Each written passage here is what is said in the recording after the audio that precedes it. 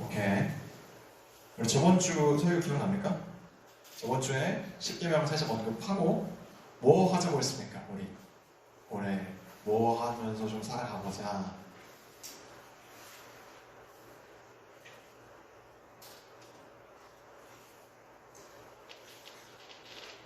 자, 뭐 하면서 살아가보자고 했습니까? 아무도 기억 안 나? 크게 없습니까? 아무도? 오케이, 이거 내 거. 자, 하나님 사랑하자고 얘기했었습니다. 그게 이제 5장과 6장의 내용이었어요. 그리고 7장이 이어집니다.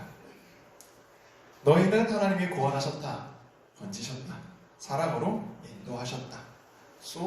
너희도 하나님을 사랑하라. 알겠지? 앞으로 말씀 잘 지키는 거야.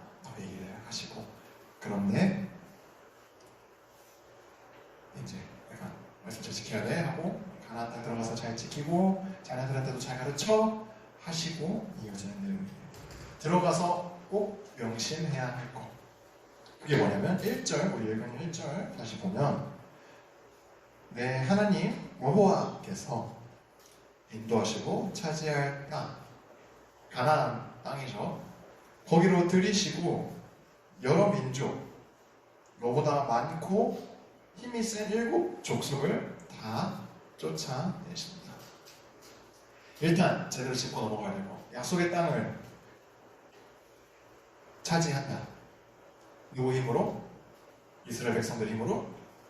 아니, 하나님의 능력으로, 하나님의 인도하심으로, 하나님께서 차지하게 하신다. 하나님께서 그 땅으로 들어가게 하신다. 그리고 거기 사는 이방 민족들 다 쫓아내신다. 지도 한번 보죠. 이 지도가 괜찮은 것 같아서 가져왔는데 제가 가져오니까 안 보일 것 같더라고요. 안 보이죠? 뭐라고 써져 있는지 하나 더 넘겨주세요. 이건 좀 보이나? 네, 글씨는 안 보이는데 대충 동그라미 쳐진 거 있잖아요. 저 부근에 이제 가나안 7 민족이 살고 있었다 정도로 생각을 하면 됩니다. 저희가 정확한 구역 이라기보다 약간 그냥 이 정도 이렇게 섞여 살았다 정도로 참고하라고 가져왔어요. 근데 일단 이 사람들이 이 7 희위까지 해가지고 저 7 족속이 힘이 세나 군사력이 강해요. 그렇지 않겠어? 이 땅에 계속 살아오면서 자신들의 터전을 빼앗기지 않으려고 열심히 군사력을 길러왔겠지. 그런데 이스라엘 백성은 어때요? 이스라엘 백성은 양치고 염소치고 유목민족이에요. 거기다가 40년 동안 광야 뺑글뺑글 돌았잖아요. 그 시간 동안에 군사훈련하고 웨이트 트레이닝하고 이런 거 아니란 말이야. 힘 하나도 없어요. 그래서 외적인 부분만 봤을 때는 예전에 전 세대 여호수아와 갈렙이 이제 쭉 되는 그 시점에서 우리는 저들에 비하면 메뚜기밖에 안 된다라고 말한 그 이스라엘 백성들의 두려운 상황하고 40년이 지난 지금 신명기의 시점하고 다를 게 하나도 없어요. 딱 여전히 가나안 족속은 강하고 딱 봐도 싸웠을 때 견적도 안 나오는 게 이스라엘이에요. 이스라엘 땅이 가나안 땅 그럼 어떻게 차지해요? 못해요. 이스라엘 백성들로는 못해요. 하나님이 하셔요. 하나님이 쫓아내신다. 내가 할 테니까 너희는 가라!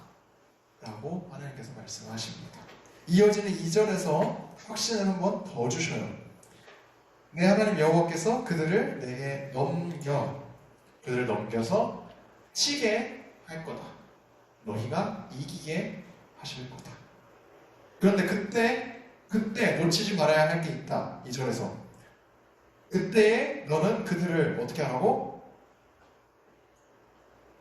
성경을 보세요. 성경을 여러분 가져온 성경 어떻게 하라고? 그때 성경이 없어요, 여러분. 성경책을 보라니까. 들고 다니세요, 여러분.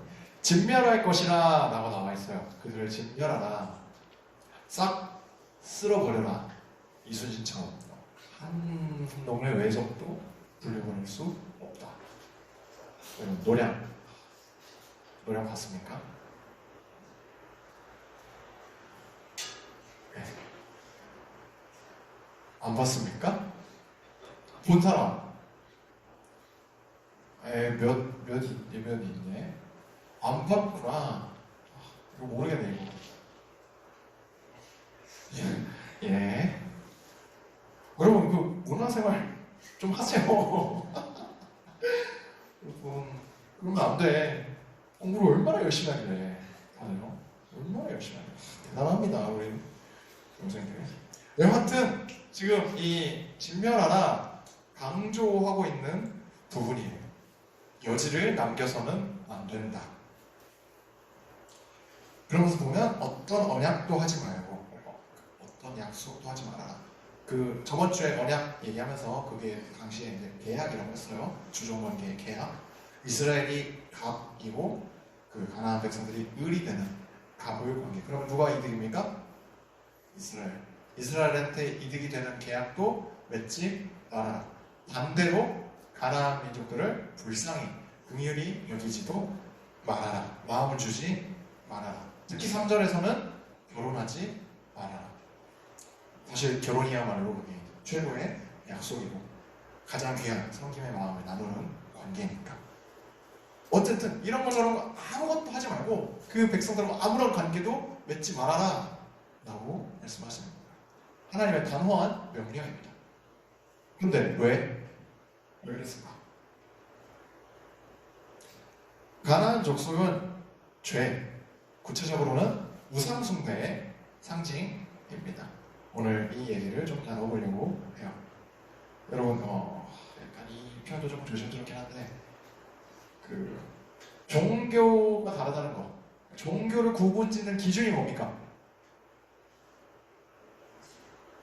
오케이, 밀린 씨 누가 얘기했습니까?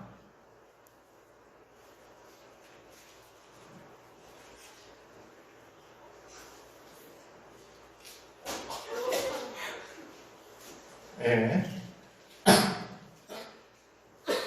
섬기는 신이 누구인가? 근본적으로는 뭘 믿는가? 근데 이 믿음이 다른 게 여러분 진짜 그냥 이거 믿고 저거 믿고 이 정도의 수준이 아니에요. 진짜 어마어마한 차이예요. 이 믿음의 간격이 좁혀지지 않습니다. 가나안 족속 다시 생각해보면 이제 우상숭배 하니까 우리가 이제 우리의 용어로 타 종교라고 해봅시다. 하나님 안 믿는 사람들, 이 사람들하고 결혼하지 말아라. 이거를 오늘날에 적용을 해보죠. 여러분, 그런 생각 할 수 있어. 아니, 결혼해서 전도하면 더 좋은 거 아닌가? 어때? 그게 더 좋은 거 아니야? 저 전에 섬겼던 교회에 주은부 아이들 중에 이제 자매가 이렇게 있는데 엄마랑 교회를 와요. 엄마랑 교회를 오는데 교회 애들이랑 재밌게 엄청 잘 지내고 친하게 지내고 막 율동팀도 막 한다고 하고 열심히 이제 부서 활동하고 이런 친구였는데 어느 날 안 온 거야. 그래서 이제 이렇게 자초지종을 봤더니 엄마가 데리고 갔던 거잖아. 아빠가 성당을 다니는 거예요. 다니는 거였던 거예요. 아빠가 코로나 때문에 성당을 잘 안 가다가 토요일 날 가기 시작한 거지. 가면서 딸들을 데리고 간 거야. 그럼 이제 애들 입장에서는 성당하고 교회하고 차이가 뭔지도 제대로 모르고 가서 그 성당 가서 미사하고 이러고 교회로 이러고 토요일 날 이러고 오니까 주일날 교회를 굳이 가야 돼? 이런 생각이 드는 겁니다. 지치는 것도 있고.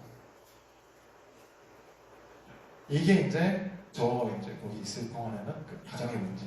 그러니까 저는 해결되는 것까지는 보지 못하고 이렇게 왔는데. 근데 이제 이걸 다 이 그 가정을 좀 다시 생각해 봅시다. 결혼을 했어. 결혼을 했는데 애들이 초등학생 10살, 12살 이렇단 말이야. 그러면 10년이 넘도록 같이 사는 동안 전도가 된 겁니까? 안 된 겁니까? 남편이 안 된 거죠. 이게 종교가 그러니까 믿음이라는 게 진짜 절대 가볍지가 않아서 그래요. 여러분 믿음은 가치관, 세계관을 형성합니다. 한 사람의 삶, 생각, 행동, 비전, 인생 자체를 좌지우지해요. 그리스도에 대한 신앙이 있는 사람과 결혼해야 한다는 게 기독교가 잘나서 교만해서 그런 게 아니에요. 오히려 연약한 그리스도인들을 보호하는 장치인 거예요. 결혼 전에 연애에서부터 사실 바로 잡아야 되는 게 이건 여러분들한테 조금 더 적용해서 생각을 해봅시다. 자, 교회 다니는 사람과 안 다니는 사람이 연애를 해요. 근데 여러분도 좋아하고 지금 자녀를 못 온 애들도 있으니까 이 주말 사람들 엄청 좋아하는 이 주말 시간 주일날 일요일날 교회 가느라 이번에 데이트 못 만난대. 그러면 교회 안 다니는 애인이 그걸 좋아합니까? 안 좋아합니까? 그래 가서 잘 예배 드리고 와 라고 합니까? 서운해합니까? 서운해합니다. 너랑 함께 있을래 하면서 예배를 옵니까? 아니. 걔가 그렇게 오해 가능성이 클까? 교회 다니는 애가 예배 한번 빠지고 데이트 갔다 오는 가능성이 클까? 10명 중에 9명은 예배 한번 빠지고 놀고 오죠. 이 가치관과 세계관은 단순히 설득으로 해결되는 문제가 아니에요. 세상을 바라보는 관점이 아예 달라요. 바라보는 방향이 다르다고. 왜냐하면 서 있는 위치가 아예 다른 거거든.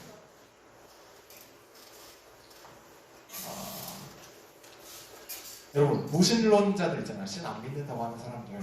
그것도 믿음입니다. 그 사람들은 신이 없다고 믿는 거야. 모든 사람은 저마다 그렇게 가지고 있는 신념이 있어요. 신이 있다 없다는 그 믿음의 영역이 알의 영역이 아니에요. 믿음의 영역이지. 이거에 대해서 오늘 좀 더 얘기를 하면 여러분 이 시대가 정말 모순적인 시대예요. 요즘 여러분 이런 것도 알아둬야 돼요. 포스트 모더니즘이라고 단어 들어본 사람 있어? 포스트 모더니즘? 아무도 없어? 알아둬야 돼요.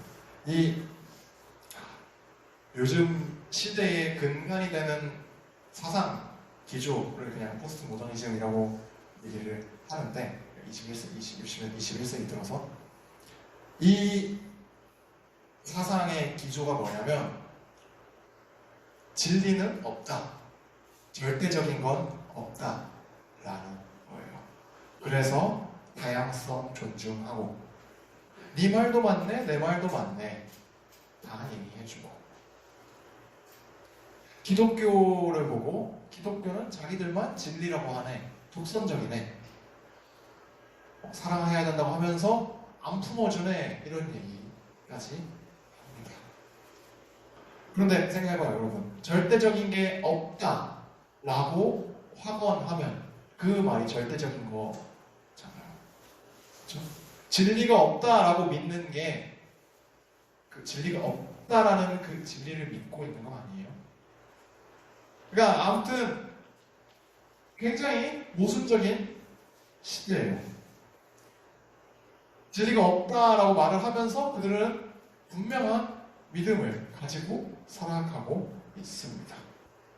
그러니까 그 엇나간 믿음이 있기 때문에 진리가 있다고 믿는 기독교랑 자꾸 안 맞는 거예요.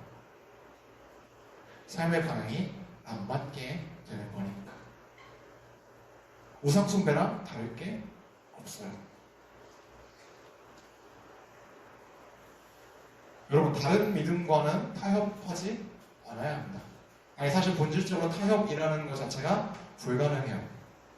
우리가 타협이라고 생각하고 양보하고 그런 생각과 행동들이 그저 조금 양보하는 게 아니라 우리 신앙 전체를 흔들고 전체를 무너뜨리는 일입니다. 그리스도의 정체성을 통째로 잃어버리는 것과 다름없다고.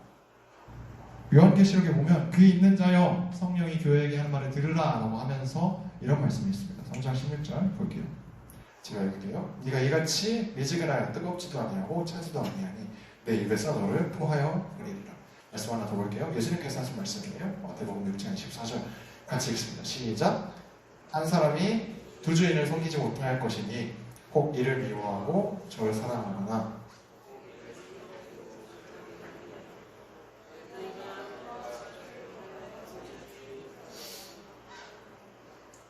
내가 뭘 우선순위로 삼고 있는가? 내 인생의 목표가 무엇인가? 여러분의 생각과 행동을 주도하는 세계관. 나는 어디에 올라서서 세상을 바라보고 있는지, 내가 어떤 믿음을 가지고 있는지, 내가 밟고 서 있는 내 인생이라는 집을 세우는 토대가 무엇인지 돌아봐야 합니다.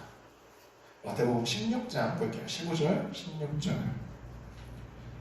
이르시되 너희는 나를 누구라 하느냐? 함께 읽습니다. 시작. 시몬 베드로가 대답하여 이르되 주는 그리스도시요 살아계신 하나님의 아들이시니이다. 다음 18절. 또 내가 내게 이르노니 너는 베드로라. 내가 이 반석 위에 교회를 세우리니 음부의 권세가 이기지 못하리라. 예전에 언급했던 것 같아요. 이 반석 위에 베드로라는 사람이 아니라 이 앞에, 다시 앞에 주는 그리스도시요 예수님은 그리스도시고 살아계신 하나님의 아들입니다 라고 선포한 그 베드로의 믿음이 흔들리지 않는 단단한 반석이고 그 위에 세워지는 집이 결코 무너지지 않는다. 음부의 권세, 죄와 죽음이 이기지 못한다. 왜냐하면 이 베드로의 믿음, 그게 예수님을 통해 우리가 구원받았다라는 믿음이니까. 그분이 십자가에서 죽으셨으나 3일 만에 부활하심으로 죽음에 대한 완전한 승리를 이루셨기 때문에 이 승리를 믿는 믿음 위에 인생 집을 세우면 결코 죽음의 권세가 무너뜨릴 수 없다라는 거예요. 그런데 이 믿음을 가졌다고 하면서, 반석과 같은 믿음을 가졌다고 하면서 죄와 세상과 타협하면 그 믿음을 단단한 반석이라고 할 수 없죠. 그냥 부서질 모래와 같은 토대인 거예요. 오늘 읽은 신명기 7장의 6절 말씀 한번 볼게요. 제가 읽겠습니다. 너는 여호와 내 하나님의 성민이라. 내 하나님 여호와께서 지상 만민 중에서 너를 자기 기업의 백성으로 택하셨나니.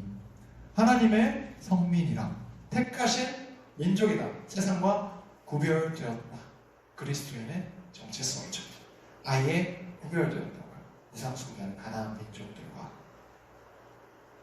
스스로에게 물어봅시다. 우리는 교회 왜 다닐까요?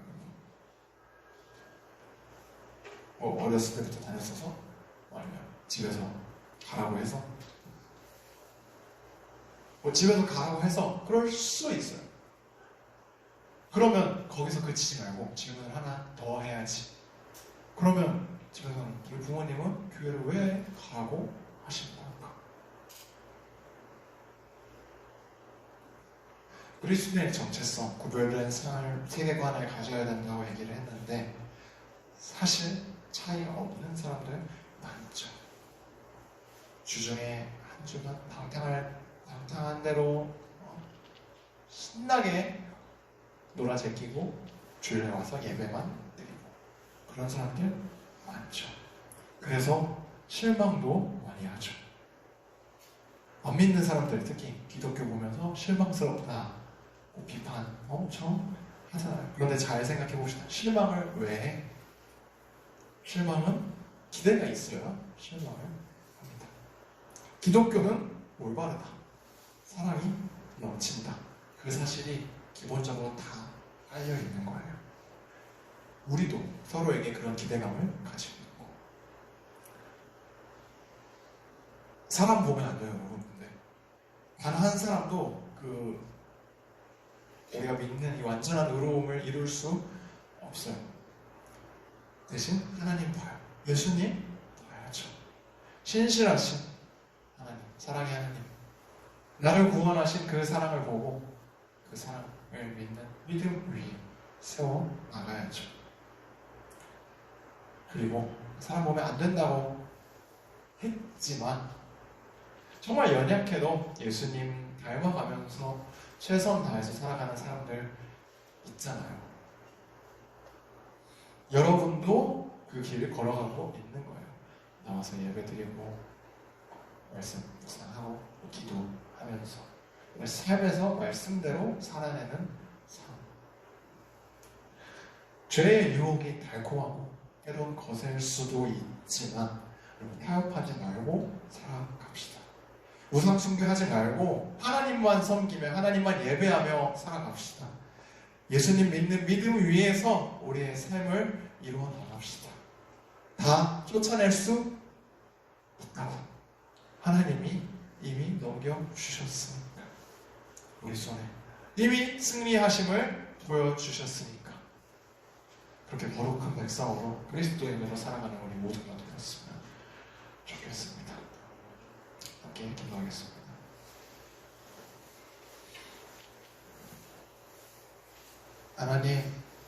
하나님께서 창조하신 완전한 상태로 제일 완전한 복을 다시금 누리게 하시려고 우리가 불순종에서 벗어나 죄악 가운데서 벗어나 주님께 순종으로 나아가도록 우리를 구원하여 주신 너무나 감사합니다. 주님, 우리는 주님의 백성입니다. 주님 우리를 구원하셨습니다. 주님께서 승리하셨으니 우리도 승리할 수 있습니다. 세상 풍파가 몰려오고 우리를 넘어뜨리려고 할지라도 최후 승리 주님께 있음을 믿음으로 우리가 한 걸음 한 걸음 나아가게 하여 주시옵소서. 다른 어떤 것도 바라지 않고 주님께서 주시는 상급을 소망하며 주님만을 예배하며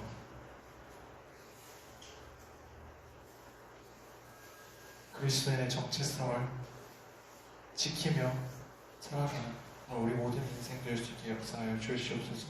주님, 그 흔들리지 않는 믿음이라는 반석 위에 무너지지 않는 인생 집을 주님께서 세워 주시옵소서. 감사드리며 예수님 이름으로 기도드렸습니다. 아멘.